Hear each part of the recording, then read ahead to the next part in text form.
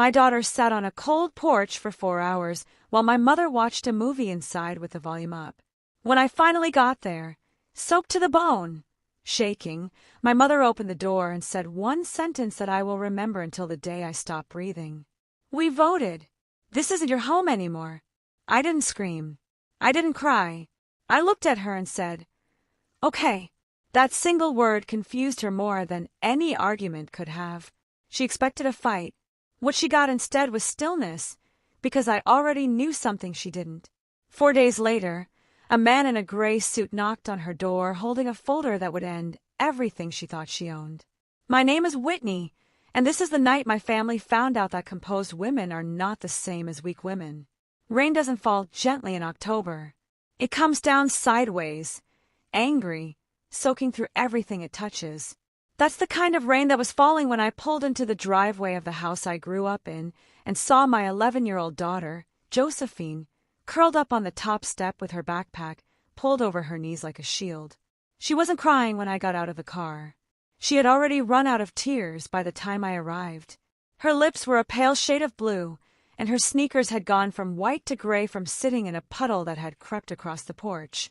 "Mom," she said, and her voice cracked on that single word. "The key doesn't work. I tried calling you so many times, but my phone died an hour ago." I pulled my own phone out of my coat pocket and felt my stomach drop. My shift had run long, and I'd left my phone locked in my locker at the hospital for the last 5 hours, something I only ever did on double shifts, not realizing that would be the one day it mattered most. 6 missed calls sat frozen on the screen, all from a dead battery that had given up trying an hour before I'd even clocked out. I didn't answer her right away. I walked past her, up the steps, and tried the door myself.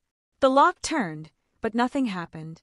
New hardware, fresh brass, still shining under the porch light like it hadn't even been given the chance to rust. I knocked. Once. The porch light flickered, and then the door opened.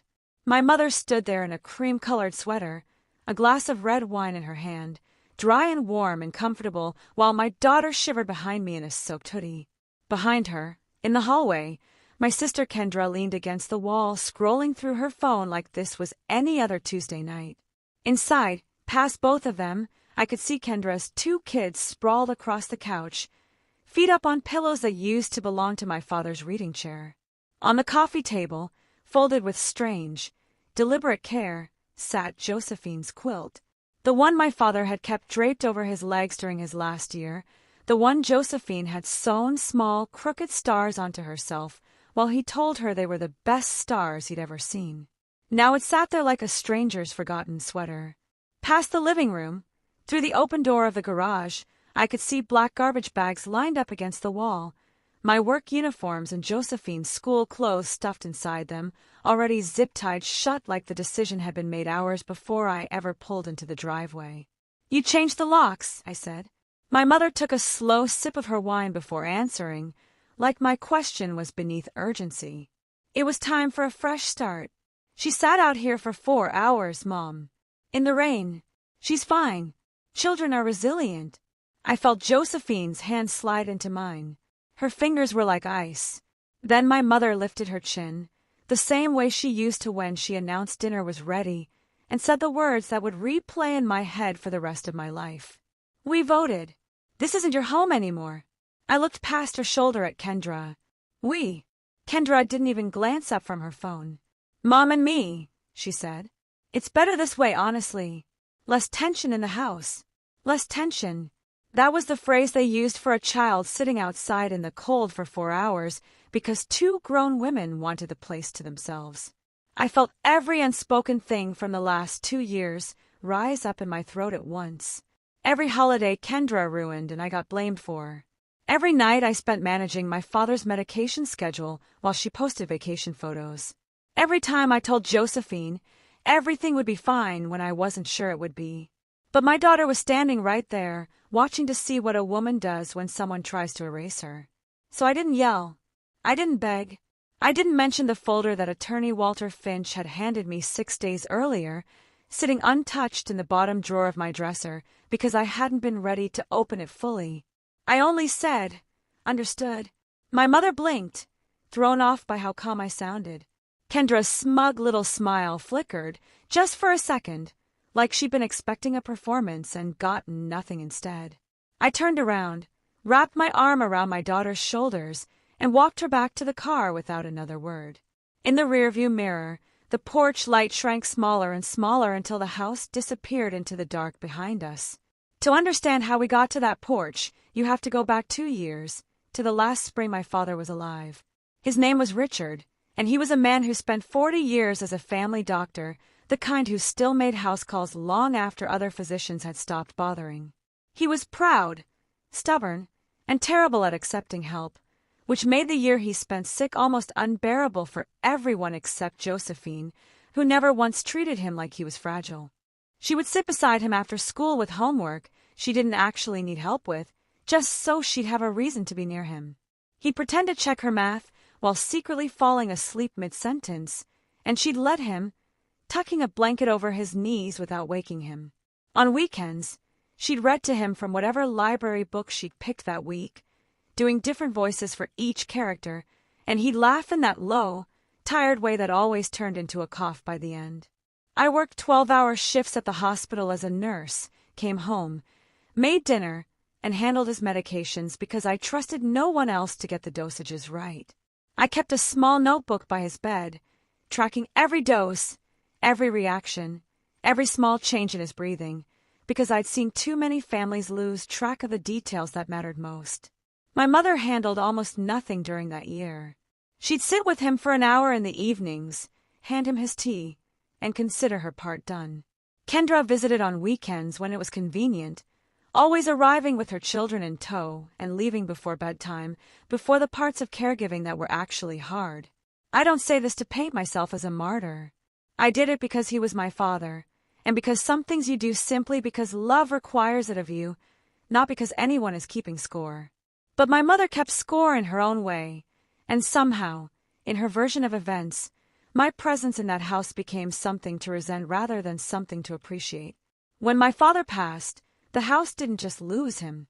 It lost its rhythm, and my mother lost whatever thin patience she'd had left for pretending things between us were fine. Within 2 months, my mother had converted his study into a playroom for Kendra's children. New furniture arrived. New curtains went up.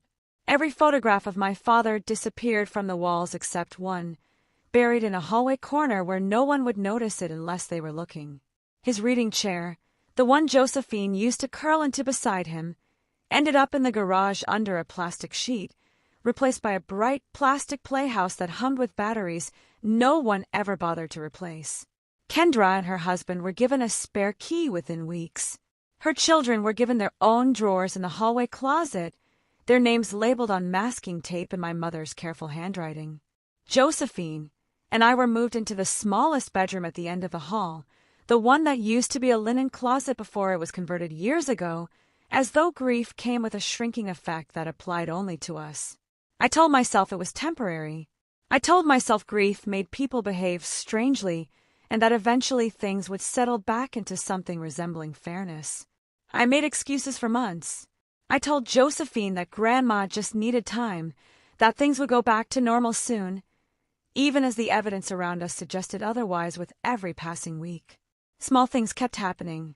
My mother would forget to save Josephine a plate at dinner if she ran late from an after-school activity. Kendra's kids got to pick the television shows every single night, while Josephine sat on the floor with a book, never once asking for a turn because she'd learned, somehow, that asking wasn't worth the disappointment. Once, I found Josephine's school art project, a papier-mâché model she'd spent 2 weeks building, sitting in the recycling bin because it was taking up counter space. She never mentioned it to me. I found out from her teacher, who asked why Josephine seemed so withdrawn during the follow-up presentation. I brought it up with my mother once, carefully, trying not to sound accusatory. She waved her hand like I was being dramatic. "You're too sensitive about that girl," she said. "She needs to learn the world doesn't revolve around her." I remember standing in the kitchen after that conversation, gripping the edge of the counter, trying to decide whether staying silent was patience or cowardice. I didn't have an answer yet. I just knew that leaving would mean uprooting Josephine from the only home she had left that still smelled like her grandfather's old books, and some misguided part of me thought that mattered more than it should have. Then, 6 days before that rainy night on the porch, I received a call from Walter Finch, my father's longtime attorney. He asked me to come to his office. I assumed it was routine, some insurance paperwork or a final tax form that needed a signature, the kind of loose end that always trails behind a death for longer than anyone expects. Instead, he handed me a thick folder, looked at me with an expression I couldn't quite place, somewhere between caution and relief, and told me that my father had made certain arrangements in his final year of clarity, arrangements he had asked to remain sealed until, in Walter's words, "The right moment presented itself, and you'll know it when it does." I took the folder home. I didn't open it. Some stubborn, hopeful part of me still wanted one honest conversation with my family before I needed whatever was inside that folder to defend myself. I told myself I'd open it once things had calmed down, once I found the right moment to sit my mother down and talk, adult to adult, about how unbalanced everything had become. 6 days later, Josephine's key stopped working, and that hope evaporated somewhere between the porch steps and my mother's wineglass. The apartment where Josephine and I spent that first night belonged to my coworker Priscilla, a fellow nurse who didn't ask a single question when I showed up at 11 at night with a soaked, shivering child and 2 overnight bags. She handed us towels, made hot chocolate, and set up the pull-out couch without a word of judgment. She just looked at Josephine's face, then at mine and said, "Stay as long as you need," before slipping into her own room to give us space. Josephine fell asleep with her backpack still clutched against her chest, like she needed to know at least one thing in the world couldn't be taken from her overnight. I sat on the floor beside the couch until sunrise, staring at the ceiling, running through every version of the conversation I hadn't had the strength to have that night. Somewhere around 3 in the morning, Josephine stirred and murmured something in her sleep. I leaned closer and caught only a fragment of it. "Key doesn't fit," she whispered, still dreaming. I stayed there until her breathing steadied again. I called in sick to my shift the next morning, something I almost never did, and sat at Priscilla's kitchen table with a cup of coffee going cold in front of me while Josephine watched cartoons on mute in the next room, too unsettled to focus on the sound. In the morning, I called Walter Finch. I told him everything. The locks, the porch, the 4 hours, the quilt folded up like garbage on the coffee table. I told him what my mother said, word for word, because I knew I would never forget it. I told him about the recycling bin, about the drawers labeled in masking tape, about the reading chair buried under a plastic sheet in the garage, because suddenly all of it felt connected in a way I hadn't let myself see before. There was a long pause on the other end of the line. "Whitney," he said finally, his voice sharper than I'd ever heard it, "I need you to bring the folder in today. All of it. And don't discuss any of this with your mother or your sister before we talk. Not one word." I didn't ask why. Something in his tone told me not to. That afternoon, I dropped Josephine off with Priscilla, who offered without hesitation to pick her up from school, and drove to Walter's office with the folder sitting on the passenger seat like it weighed more than it should have. Sitting across from him in his office, surrounded by shelves of legal binders and the steady hum of a window air conditioner, I finally opened the folder my father had left behind. Inside were documents I hadn't expected. A revised living trust, dated 14 months before his passing, back when he was still sharp enough to understand exactly what he was signing, along with a certified letter from his physician confirming his mental competency on that exact date, as if my father had known even then that someone might someday try to argue otherwise. There was a handwritten letter addressed to me, 3 pages long, folded into thirds, and a separate, sealed envelope marked, in his familiar doctor's scrawl, for my mother. Walter explained it slowly, giving me time to absorb each sentence. My father, worried even, then about how the family might behave after he was gone, had carefully restructured the ownership of the house. It hadn't been left outright to my mother, as everyone assumed. It had been placed into a trust, with specific, binding conditions attached, conditions designed to protect exactly the two people who had spent the most time caring for him in his final years. Me and Josephine. The house could not be sold, altered, or used to exclude either of us, not without violating the terms of a legally binding document. My mother retained the right to live there and make reasonable decisions about the household, but the trust specifically prohibited any action that removed, excluded, or materially harmed either of us. If those terms were violated, the trust required Walter, as the appointed trustee, to formally enforce Richard's instructions and initiate the transfer clause, which would move ownership to me and Josephine and require my mother to vacate within 30 days of formal notice. "I want to be clear about how this works," Walter said, folding his hands on the desk. "I'm not able to act on suspicion or a phone call. As trustee, I need documented evidence of a violation before I can enforce this clause. What you described tonight, the locks, the timeline, the belongings, that's enough for me to move forward. But once I deliver that notice, the process becomes formal and binding. There's no undoing it once it's served." My mother had violated the trust's terms the moment she changed the locks and left an 11-year-old outside in the rain. And once Walter formally served the notice, that violation would become impossible to argue away. I opened the handwritten letter with shaking hands. My father's handwriting had grown shakier in his final months, but every word was still deliberate, still exactly like him.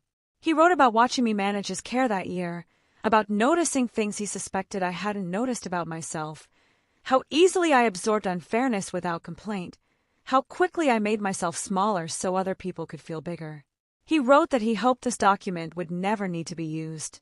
But he also wrote that he'd watched my mother and Kendra treat me as an afterthought for years, and that he refused to let that pattern outlive him unprotected. "I know you'll try to give them every chance before you use this," he'd written near the end. "That's exactly who you are, and exactly why I trust you with it. Just promise me you won't wait so long that Josephine pays the price for your patience." I sat in that office and felt something shift inside my chest, not triumph exactly, but a steady kind of clarity. My father, even in his final year, even while his body was failing him, had seen clearly enough to protect us from something the rest of the family couldn't yet admit they were capable of. "There's one more thing," Walter said, sliding a final page across the desk, his expression softer than it had been all afternoon. He asked that if this clause was ever triggered, I deliver the notice in person. He was very specific about that. He said your mother would need to hear it from someone she couldn't argue her way around. He paused, folding his hands.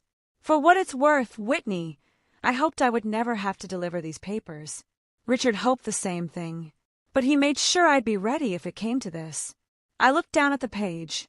A formal notice of trust violation, along with a 30-day vacate order, addressed to my mother, ready to be delivered.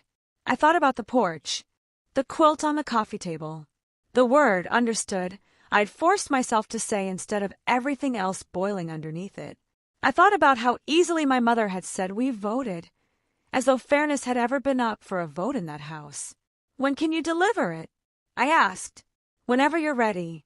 There's no rush on my end, but I'd advise against waiting too long. The longer the violation sits unaddressed, the more complicated it can get if she tries to argue you accepted the new arrangement."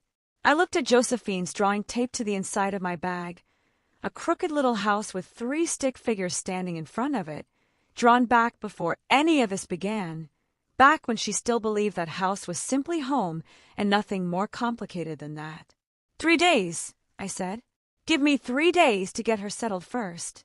Those 3 days were some of the strangest of my life. I went back to work. I dropped Josephine off at school. I signed her up for a new after-school program closer to Priscilla's apartment, just in case. I did not call my mother. I did not call Kendra. I let the stillness stretch, the same stillness my mother had mistaken for surrender on that porch. On the second day, my mother texted me for the first time since that night. "Are you being dramatic on purpose? Come get your things properly instead of hiding." I stared at the message for a long time before locking my phone screen without responding. There was no version of that conversation that would have gone anywhere good, and I needed my energy for something that actually mattered. On the second night, I finally sat Josephine down and explained, in terms an 11-year-old could hold on to without being frightened by them, that Grandpa had left some instructions a long time ago to make sure we'd always have a safe place to live, and that those instructions were about to matter very soon. She listened carefully, the way she always did, and then asked only one question. "Is Grandma going to be mad at you?" "Probably," I told her honestly. "But being mad doesn't mean she's right." She nodded slowly, like she was filing that sentence away somewhere important, and went back to drawing at the kitchen table like the conversation hadn't shifted something between us. On the third day, I drove back to the house with Walter Finch beside me, a single sealed envelope resting on his lap. The rain had stopped by then, but the porch boards still held a dull, damp shine from days before. It felt strange walking up those same steps sober and steady, without a soaked child clutching my hand, without 4 hours of cold behind me. Walter knocked. My mother opened the door in the same cream sweater, the same posture of cool superiority, clearly expecting to see me standing there alone, ready for another round of pleading. Instead, she saw a stranger in a gray suit holding an envelope with the law firm's letterhead printed across the corner. Kendra appeared behind her almost immediately, phone already raised, filming, the way she always did whenever she sensed something she could later use against me. She had no idea she was about to record her own undoing. "Marilyn," Walter said evenly, "I have a legal notice for you regarding the property trust established by Richard." My mother's expression flickered, confusion first, then irritation. "A notice about what?" "Richard's been gone 2 years. Whatever paperwork needed handling was handled a long time ago." "Not all of it," Walter said. "I'd recommend you read this before saying anything further." She took the envelope like it was an inconvenience, tore it open carelessly, and began to read. I watched her lips move slightly as she scanned the first paragraph, the way people do when they're trying to convince themselves the words in front of them don't mean what they clearly mean. I watched her face change in real time. The irritation melted into disbelief. The disbelief hardened into something pale and stunned. Her hand, still holding the edge of the wine glass she'd carried to the door out of habit, began to tremble slightly, enough that a few drops of wine slipped over the rim and landed on the porch boards, dark red against the gray wood. "This isn't real," she said, her voice barely above a whisper. "This can't be real. He wouldn't have done this without telling me." "It's very real," Walter said, his voice calm but firm, the voice of a man who had delivered difficult news more times than he could count. "Richard set up the trust 14 months before he passed. Every clause is enforceable, and every signature was properly witnessed and notarized, including a competency letter from his physician dated the same day. The locks, the exclusion of a minor beneficiary, the removal of her belongings from the premises, all of it constitutes a documented, time-stamped violation of the trust's core protective clause. Under the trust, I am required as trustee to enforce Richard's instructions. This notice formally triggers the transfer clause effective today." Kendra lowered her phone slowly, her recording forgotten, her expression shifting from smug curiosity to something closer to alarm. "Wait, what does that mean? What is she talking about, Mom?" "It means," Walter said, turning slightly to include her in the explanation, "that as of this notice, ownership of the property begins transferring to Whitney and her daughter, per the terms Richard specified. The paperwork finalizing the transfer will process over the next several days, but the 30-day vacate clock starts today, and it isn't something a family vote can undo." The stillness that followed was unlike anything I had ever stood inside. My mother looked at me, and for the first time in longer than I could remember, she looked genuinely afraid, not of losing an argument, but of losing something she had assumed could never be taken. "You planned this," she said, her voice rising, cracking slightly at the edges. "This whole time you knew. You've been sitting on this, waiting to humiliate me." "No," I said evenly. "Dad planned this. I just waited until I didn't have a choice anymore. I gave you 3 days after that night to reach out, to apologize, to say one honest thing. You texted me to come get my things properly. That was your chance, Mom." Kendra's mouth opened and closed, searching for words that never came. This is insane. You can't just take a house because of one bad night. It wasn't one bad night, I said, and for the first time since the porch, I let a little more of what I'd been holding show in my voice. It was 2 years of being treated like an inconvenience, and then it was my daughter sitting outside for 4 hours in the rain because neither of you thought that mattered enough to stop what you were doing. Dad thought it would matter. That's the only reason this document exists. Her children's laughter drifted faintly from inside the house, unaware that the ground beneath them had just shifted permanently. I didn't gloat. I didn't raise my voice. I simply stood there and let the weight of the document speak for itself, the same way I had let one word speak for itself on that porch 3 days earlier. Understood, I said again, this time watching my mother absorb the full meaning of the word she had once dismissed so easily. The 30 days that followed were calmer than our family had ever been before. My mother tried calling twice, both times attempting a version of an apology that centered more on her own embarrassment than on the hours Josephine had spent shivering on that porch.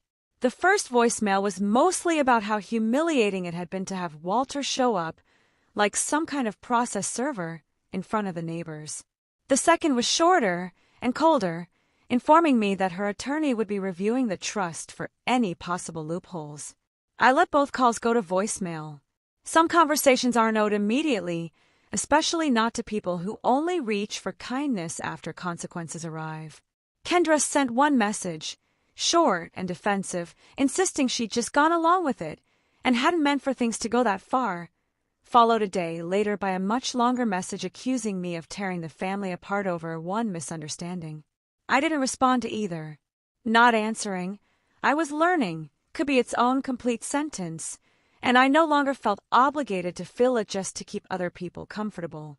Walter checked in once during that stretch, letting me know that my mother's attorney had, in fact, reviewed the trust and found nothing to challenge. Richard had been thorough. Every date, every signature, every clause had been built to withstand exactly this kind of scrutiny, as though he'd known, even at his most exhausted, that someone would eventually try to pick it apart. On the 30th day, I stood in the driveway of the house again, this time with a moving truck instead of a soaked child beside me.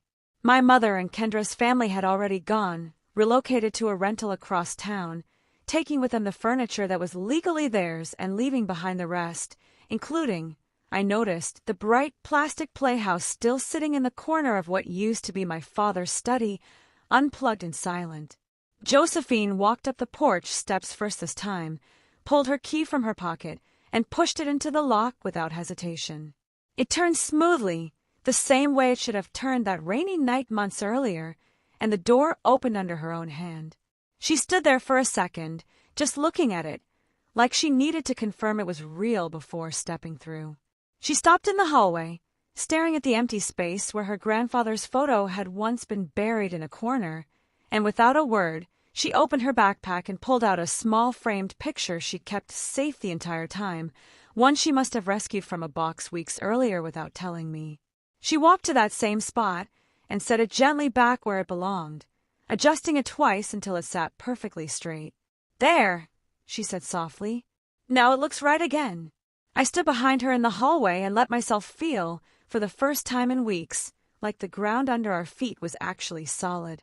I stood behind her, watching her small hands straighten the frame with the same careful attention she'd once used stitching stars onto a quilt for a man who never stopped believing in her, even while he was fading. Later that evening, after the boxes were mostly unpacked and the quilt was back on Josephine's bed where it belonged, she looked up at me from the couch and asked the question I'd been waiting for since that night on the porch. "Do you think Grandma will ever say sorry? Like, really mean it?"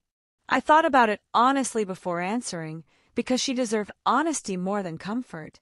"Maybe someday," I said, "but you don't have to wait around for it to feel okay again. You already are okay." That was never something she got to decide. She nodded slowly, pulling the quilt a little tighter around her shoulders, and for the first time in weeks, I watched her fall asleep without clutching her backpack like a shield. I sat beside her for a long while after that, listening to the steady hum of a house that finally felt like ours in every sense that mattered, not just on paper, but in the way the air settled, the way the porch light stayed on without needing permission from anyone. Some people believe love means tolerating anything, staying silent, keeping the peace even when the peace was never fair to begin with. I used to believe that too, until I watched my daughter shiver on a porch because two grown women decided her comfort was optional. My father spent his final year making sure that decision would eventually cost them everything they thought they controlled. And I spent 3 careful days making sure his intentions actually reached the people who needed to hear them. We didn't raise our voices. We didn't need to. Sometimes the loudest answer to cruelty is a single word, delivered calmly, while the real answer is already on its way in a sealed envelope. Josephine still keeps her key on a small keychain shaped like a star, one she picked out herself the week we moved back in. She doesn't grip it the way she used to, white-knuckled, like it might stop working at any moment. Some evenings, she sits in her grandfather's old reading chair, the one I pulled out of the garage and had reupholstered with that same quilt draped over her knees, and I catch myself thinking that maybe this is what he actually wanted all along. Not revenge. Just a home that couldn't be taken away from the people who never stopped showing up for it. If you were in my place that night on the porch, would you have said understood and waited? Or would you have said something else entirely? Tell me what you would have done, right in the comments below.